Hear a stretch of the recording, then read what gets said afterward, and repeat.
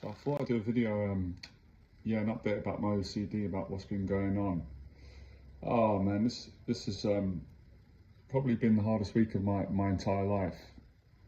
Last couple of weeks, it's just been, I don't know how I've gotten through the days. It's been unbearable. So yeah, speaking out loud, with chronic OCD, what I've been learning at the moment, every time I make progress, and every time you make progress, whether it's a particular intrusive thought or a particular theme or something that's bothering you, you get a massive sense of relief and joy. But then with the OCD, it finds something else, and then it starts to cause doubt, confusion.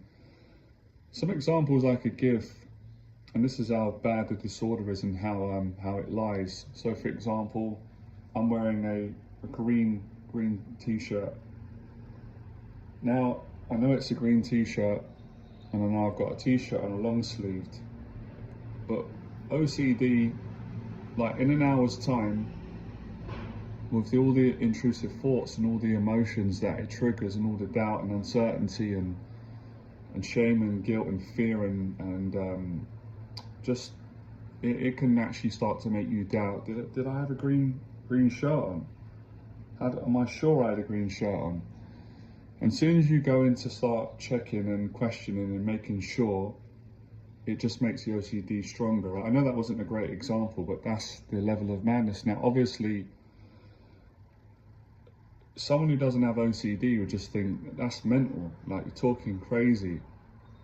And I understand that from someone who thinks in a rational way and doesn't have the disorder. They're not in it, they're not feeling it, they're not being taunted by it and bullied by it. So they can see that straight away, and I can see that when I'm outside of, when I'm not in I'm not like in the heightened state of my OCD and anxiety and intrusive thoughts, and I'm battling and it's really battling with me. So that's an example.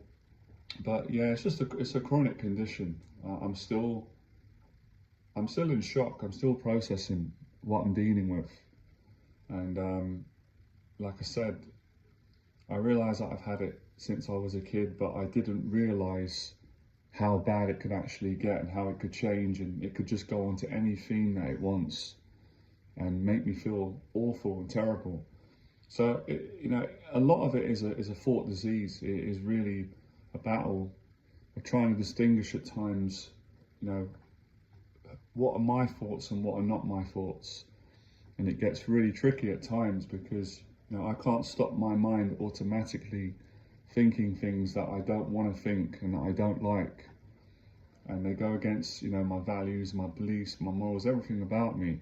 But the disorder gets in, and you don't have a choice in regards to the thoughts and the horrible emotions that get triggered with those thoughts. But you do have a choice, obviously, with your actions, thank God. But it can be scary at times. You can doubt and think, this thing is like, I'm battling with something that's, hijacking my mind and my body, and I know it's not me. So that's some of the ways that I could describe it. It's a living nightmare. And although I know it's a disorder and it's not me, and millions of people struggle with it all around the world, and there is hope, you just doubt whether you'll ever get out of it. And as I said, I was speaking to the doctor yesterday about my struggles, and I was saying there's days where I feel great when it goes away, and I know it's not true. I know I'm not these intrusive thoughts or the urges or the uncomfortable feelings or what it tells you or tries to convince you. But then when I get triggered, you get doubtful, you get stuck in it, and you're trying to prove to something that's, for me, it feels evil. It lies. You're trying to prove something that is lying to you, that you're not that person, and you don't want to act on those thoughts, and it goes against who you are, and it's really, really distressing. I think I've said it on my last video. It's like, when you're younger, when I got bullied at school, it was horrible. I know we were kids then, but bullies could be nasty and evil. And they say things about you that were not true. But if someone keeps saying something that's so horrible about you every day, you can start to doubt yourself and think, is that true? Am I that person? Am I ugly? Am I a terrible person? Am I stupid? Or am I a bad person? Or have I done something wrong? Someone's telling you that every single day, and you're not strong-minded and you don't know how to not believe that and be afraid of it. You start to question yourself and say, am I a bad person? Even though you know deep down, I know deep down that I'm a good person. But it's a battle. Obviously, I haven't recovered. I'm struggling with it, and it's like an hourly battle. Sometimes it's a minute by minute battle. So I'm doing all I can to fight it, and it's hard. It does make you suicidal. You know, I've said this before. It's not a nice thing to admit, but that is the truth. And I've been in shock the last few months at the places that this has taken me, being that I was in a good place. And things like suicide would never be on my mind, or having to question myself and deal with these intrusions and intrusive thoughts. So I just it's weird. It's don't really know, don't even know what to say. Got to a point where I don't even know what to say anymore. Just appreciating all the help that I'm getting, and have compassion towards other people that are suffering from it. It's a debilitating mental illness that no one could really understand unless they went through it. And of course, I wouldn't want someone to go through what I'm going through for them to understand it, but it's so difficult to explain. It's not real, but it feels real. You know, your brain and your mind create an experience in your body and your mind that feels real. You feel like there's danger, but to other people, they're just like, nothing's happening. You know, you're not doing anything wrong. You're just sitting here, but your thoughts and your intrusions and the constant signal of the brain signaling that there's a danger, and you know, you could do some harm, or something's going to happen to you. It's very, very, very challenging just to live everyday normal life. And I suppose what makes it harder is saying that I didn't have this before in this way, but I'm starting to realize that I've always had it, but it has just changed and morphed. And over the years, looking back now, the ongoing realization is I can't remember what age I had it. It's impossible for me to do that again, that's just going to the OCD. But I know that I had this mental problem when I was a small boy, because there were times where I just felt frightened, even when there wasn't any need to feel frightened. And I felt so much doubt, even though, you know, my mum or my nan or friends or anyone would reassure me that my doubts and my worries are nothing to worry about. They're not true. They're not going to happen. They're very unlikely to be true, but I just struggle to believe it. I struggle to believe anything that opposed what my OCD would be saying. I have a lot bit more compassion for myself now, because obviously when I was a young kid, I didn't know what was happening to me. And I didn't know really how to explain it to my mum or my nan, or at times my dad or others. The only way that I could really explain was by saying that I'm feeling really nervous. I think that, from my memory serves me right, I think that was like my first vocabulary to my mum or my dad. I'm feeling really nervous, or I'm anxious, can't stop worrying. But I didn't obviously know as a kid that I had a mental health problem. It's chronic. And then as I got older, I kind of learnt to live with it. And at times, thank God, I kind of like, through a lot of resilience and a lot of courage that I always had. That's one thing that I always had. And that's kind of sometimes where I feel very, you know, I feel hypocritical in a sense, because it's like, how can someone be really brave in life and as a person, but also be such a petrified person and have so much doubt and uncertainty about themselves, everything they care about, their values, and, you know, everything really, at any point, anytime it latches on. But when OCD, when I wouldn't be in one of these episodes, I would believe in myself. I could look at OCD objectively and go, that's just ridiculous. I could even laugh at it and go, I'm never going to believe that. But it's easy not to believe it when you're not in it. But when you're suffocated and you're in it, and it's got control of your mind, it feels like that. It's like it's like a parasite that's possessing you, and you know it's not right. You know you've got an intruder, and you're trying to fight it off, and the more you fight it, the stronger it's getting. In a way of, like, you know, arguing with it and trying to push it out your mind and resisting it and saying, no, I would never do that, I'm not that person, that's not true. The more you say that, the stronger it gets. And I didn't know this when I was younger.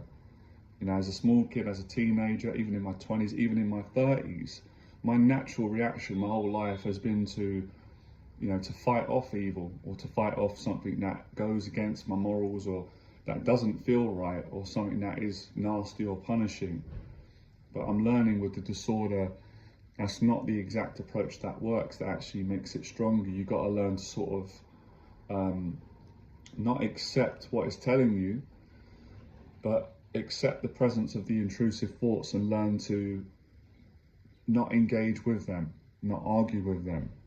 Just let them be there, and to get to a point where they no longer scare you, where they're not bothering you. And I'm not at that point yet, obviously. I've made quite a lot of progress. Again, it is like, I mean, when I was growing up, my nan, my mum, a lot of people, you know, would give me good advice, which I didn't always understand and agree on. Now, looking back, it was the right advice. It'd be like, if someone's, you know, someone's bullying you, calling you names, it would say ignore them. But when I was younger, it was hard to believe that, because when you're young, obviously someone's harming you or calling you names, it hurts, you're sensitive. So you want to react in anger, you want to fight back or argue back, because they're torturing you. But I understand that the more they're standing up for yourself, obviously, right? Because I can lose what I'm trying to say a little bit in this situation. So it's not saying that you just let someone come along and just beat you up and not doing anything. Within the law, you can use self-defense, but basically ignore them in a sense of, you know, don't believe what they're saying about you, because it's lies, it's untrue. Whether it's that, you know, I got called ugly growing up, or stupid, or, you know, saying you're a horrible person when you haven't done a horrible thing, or you're not that person. But they can just accuse you of anything, say the worst thing about you that you know that you're not, and you know that you haven't done. But if you argue with them, you start to doubt yourself, even though you know that these things they're lies and they're not true, and you're giving power to the evil words that they're saying. OCD is the same. This is what I'm still learning on this. That you know, it's like saying, it will accuse you and say you know, you've done a bad thing, and you're like, well, I know I didn't do it. It's like, you did do it. You're like, well, I know I didn't do it. I didn't do it. I'm innocent. I'm not guilty of it. And like, but then it won't end. Then it will say, but you may have thought about it though. And it will start tricking you. So, well, I didn't think about it. It's intrusive thoughts. But thinking about something is not the same as actually doing it. So you get stuck with it, and then it moves on to another thing and says, but why would you be thinking about this if you were so sure that you wouldn't do that? It puts doubt, it places the seed of doubt everywhere. Or if you know that, it's a bit like someone saying, if people say things about me, it doesn't bother me. And if that's true, that's great, because no matter what they say, it wouldn't bother you. But when you're saying, you know, it doesn't bother me when someone's saying horrible things about me, if deep down that's not true, then it is bothering you. So OCD is very clever. It knows that something is bothering you, even though you know it's not true. It still tries to creep in and create doubt, whether it does it through giving you emotions that you don't want, anxiety, you know, hijacks your feelings, or gives you thoughts, or makes you question your thoughts, or why you're having these thoughts, or how comes you didn't have these thoughts before. You're just constantly doubting and questioning and trying to draw you in to answer questions, or say, but you thought that, or you. So it's a mental, torturous battle if you fight with it. And not fighting with it is also really painful for me at the moment. That's obviously the right way to go about it.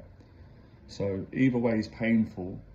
You know, being compulsive and fighting with it is really painful, even though you get moments of relief. But ignoring it, which is the right thing to do, being aware of it, aware this is not me, this is the disorder, this is the doubt, the anxiety, these are the emotions that are not who I am.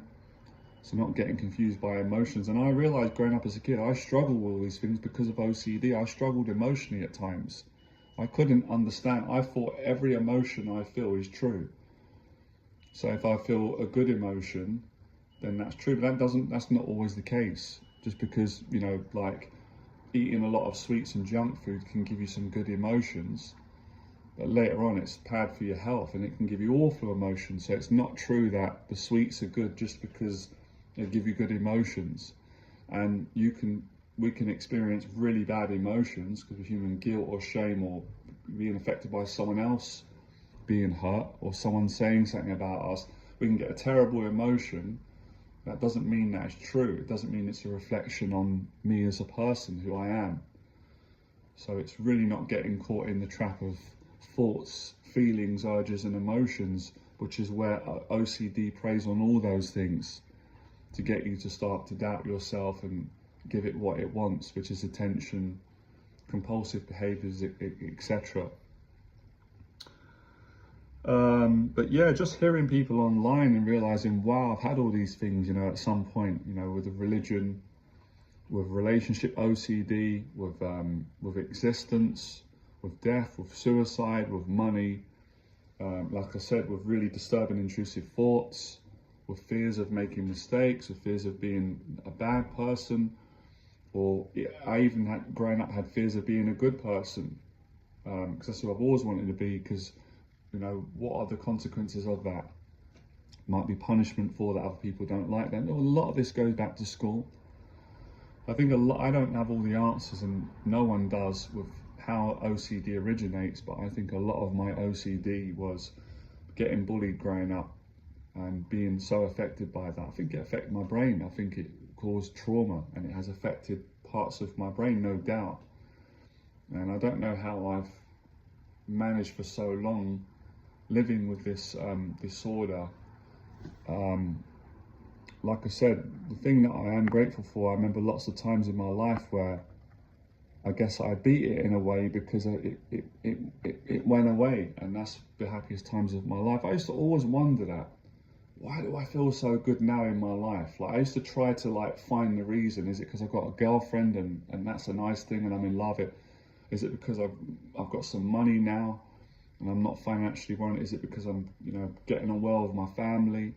Is it because I'm strong in my faith? I'm not having doubts. I feel good about my faith, feel good about my salvation, I feel good about how I'm treating other people, or I just feel confident in myself. I'm not feeling self-conscious.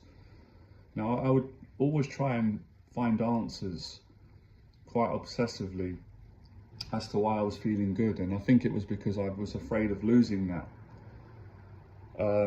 So I don't have all the answers now.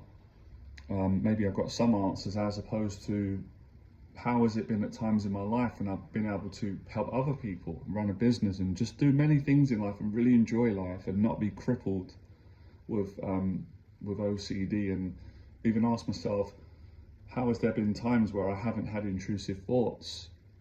Because that's been really debilitating lately. I've never experienced intrusive thoughts to this degree in my life, with these subjects that are just horrible and just really causing me a lot of distress. So a lot of questions I've been trying to examine my life and see, because I guess I know what it's like to have good mental health, thank God, and be free of this chronic condition, but I know what it's like now to be stuck in it and so just locked in it. But I think one of the contributing factors throughout my life is anytime there's been a major loss in my life that has affected me, it has really triggered chronic OCD when I look back now. Even when I had the mental health breakdown in 2017 and I had a bout of like psychosis, a psychotic breakdown, never got a diagnosis. But I remember at that period, I kind of went through a stage of a loss of identity. I was kind of like going through some changes. But there were other things around that affected me. There was a lot of loss and stress. Then I recovered, and as I said, my friend passing away almost 2 years ago, that loss, losing him, has really triggered a lot of what's going on at the moment, a lot of it, and relationships not working out, even at times where, like, I've made a decision. I've been a gentleman. I always try to be, and said, look, I'm gonna have to end a relationship with a woman because I care about her and I do love her, but it's not right. You know, we're not going to be right for each other. Or at least I felt that, and I felt the agony and the sadness of doing that, because I was always, you know, really scared about hurting someone else's feelings, and also feeling sad myself for the grief that that causes. And also obviously when it's been done to me, when I've been in love with a woman, she hasn't felt the same way about me, or she's not wanted to be with me long term. It has really played a part on my mental health later on. I'm starting to see that now, some of the causes, and so any sort of like uncertainty or any sort of change or traumatic loss. And of course I know like anyone will be affected by these things. Even, you know, you don't have to have OCD to be affected by these things, but I've always felt, I mean, again, I can't know the answers. I feel like I get affected more. And as I said, I'm strong in ways where some people are not as strong, but I'm extremely weak, if that's the right word, and sensitive with certain things. And I think thoughts have always affected me, especially if they're intrusive and I don't like them, I don't agree on them. I've always been sensitive to thoughts that I don't like, that I don't want, that I don't agree on. They really disturb me, and then I start to feel guilty and ashamed. I feel like I need to pray, I need to repent, I need to get them out and question myself why I'm having them. But I'm learning that, you know, we can't control the thoughts that come in our head. It's not my responsibility, but we can control how we respond, and obviously not acting on any thoughts that we don't like, that are not moral or disturbing, and go against our values and morals as human beings. But I think with so much, you know, with so much evil that goes on in the world and things like that, those things they're going to come into our mind at times, because they're all over the media, they're out there, and these are things that scare me and scare a lot of us we're against. And our mind does that. The mind, especially my OCD mind, it seems to, you know, it doesn't gravitate towards the positive things that I like, that are important and meaningful and moral. It tends to gravitate towards things that I'm terrified of, that I'm against, that I despise. And it seems to go onto those things and give you, you know, put your focus onto those areas, those things which are disturbing and frightening and shocking. But yeah, all I can do is just put my faith. Even with my faith lately, it's been crippling, because I've doubted my own faith. I feel terrible, but I've got to give myself some mercy and understand. I'm sure, you know, that's where compassion comes in. But the level of responsibility is just exhausting, with the OCD. But yeah, I can see it now. Wow. It's crazy, because even when I look back now at times where it wasn't as severe, I can see where it showed up and see some of my behaviours. You know, a lot of the reassurance seeking that I've done throughout all my relationships, you know, especially with family, and even with girlfriends and with friends, and with myself, self-reassurance, and with God. It's and I don't think there's anything wrong with getting reassurance. We all need a bit of reassurance. We all look for it. But when it's obsessive, it's then it's obviously out of balance. And just how critical I've been on myself. It's not even been me. It's been the OCD. How much it's, you know, other people would say good things about me, and I think, yeah, that's nice. People see that about me, and my qualities, or my habits, or whatever, how I treat people.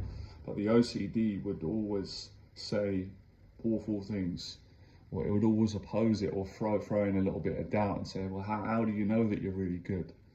You know, how do you know that your intentions are good? How do you know that it's genuine? It would question that, and that some of these questions are so deep that we can't be certain. No one can be 100% certain, but you know in your own heart what's good and what's not and what's right.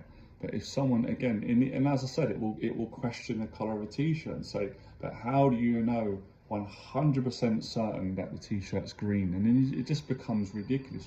You're playing into its game and you can't win, you know.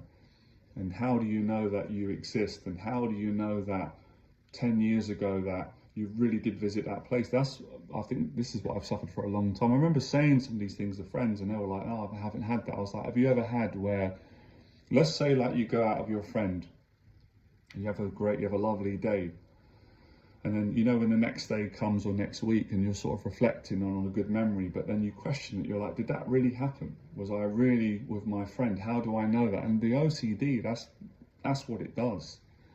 It sort of constantly questions you and asks you for proof.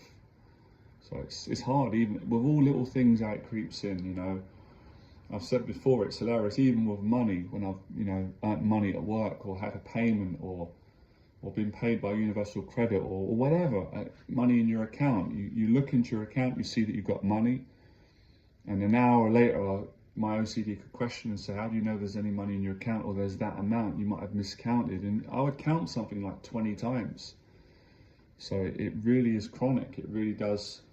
And the doubt can feel so real, even though that you know it's not true, because it brings up the emotions. If doubt has an emotion, or feelings, or mentally, you just start to believe things that you know that's not true. Even experiences, even I had experience in 2017, I believe that the experience was from God, it was from the Bible, from praying to Jesus. But the last couple of years I've doubted myself. I'm like, I don't know for sure if it was. Because I remember at the time it felt where it got me through one of the most difficult times in my life. But now it's like I can't feel it. How do I know? That's where OCD comes in. You know, anything good it doubts, anything negative that you don't want, you don't agree on it, it tries to reassure you that's true. It's such a negative disorder.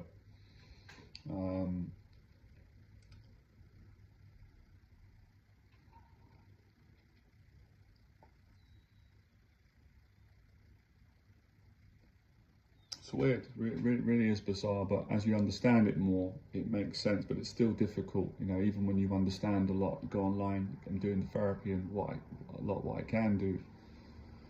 Struggle with it. It's like being in a nightmare, but you're aware that you're in a nightmare, and you're aware that this ain't right, you know, or this ain't real, but it feels real. Mental, it feels real because it gives you the feelings and the fears and the anxiety. I guess that's why they say fear is not real, false evidence appearing real. And it twists things, you know, things that, you know, as I said, positive real experiences that you've experienced, it will even make you doubt it. I mean, I've travelled to Germany twice and Latvia, when was it? Was it this year or last year, or in between two? And there's times where I actually OCD, I'll start to doubt and go, did I really do that? It's like, of course I did it. I've got pictures, I've got memories. And that's how difficult, you know, ridiculously how much the doubting disorder plays out. Or, so yeah, it's